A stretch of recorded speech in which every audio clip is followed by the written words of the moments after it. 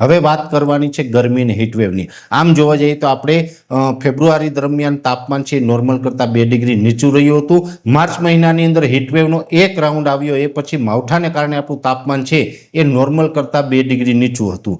April મહિનાની આ શરૂઆતમાં એટલે કે પ્રથમ અઠવાડિયામાં જોવા જઈએ તો તાપમાન છે એ નોર્મલ નજીક હતું, કેમ કે એપ્રિલ મહિનાના અંદર પણ 2 રાઉન્ડની અંદર માવઠું થયું હતું। પણ અત્યારે એપ્રિલ મહિનાનું બીજું અઠવાડિયું ચાલી રહ્યું છે અને બીજા અઠવાડિયાની અંદર જ આપણે હીટવેવનો સામનો કરી રહ્યા છીએ।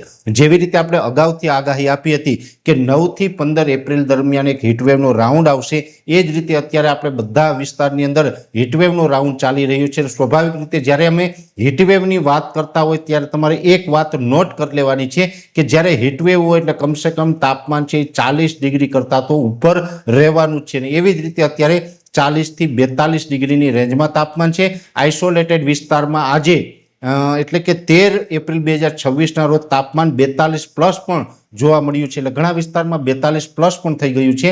અને હજુ આવનારા 2 દિવસ, જેમાં આવતીકાલે 14 તારીખ અને 15 તારીખ એટલે 14 અને 15 એપ્રિલ 2026 એમ હજુ 2 દિવસ સુધી આ હીટવેવનો રાઉન્ડ ચાલુ રહેવાનો છે।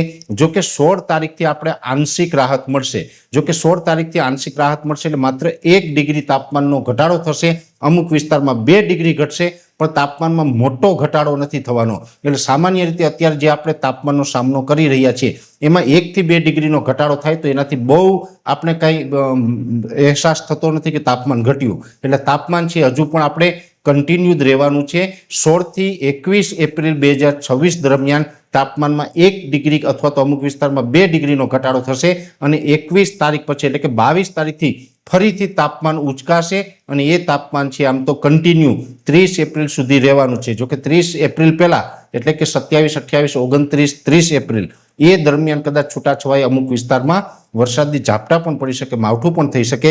જો કે એ લાંબા ગાળાની વાત છે, સમય નજીક આવતા એના વિશે પણ માહિતી આપશું। પણ અત્યારે જે આપણે આ હીટવેવનો રાઉન્ડ ચાલી રહ્યો છે આ 2026ના ઉનાળાનો બીજો હીટવેવનો રાઉન્ડ છે અને એપ્રિલ મહિનાની અંદર 22 એપ્રિલથી ત્રીજો રાઉન્ડ આવવાનો છે અને એ પછી મે મહિનો છે એ એપ્રિલ કરતાં પણ વધારે આકરો જોવા મળે અને એપ્રિલ મહિનાની અંદર લગભગ હું માનું કે લગભગ 4 થી 5 રાઉન્ડની અંદર હીટવેવ જોવા મળે તેવી શક્યતાઓ છે।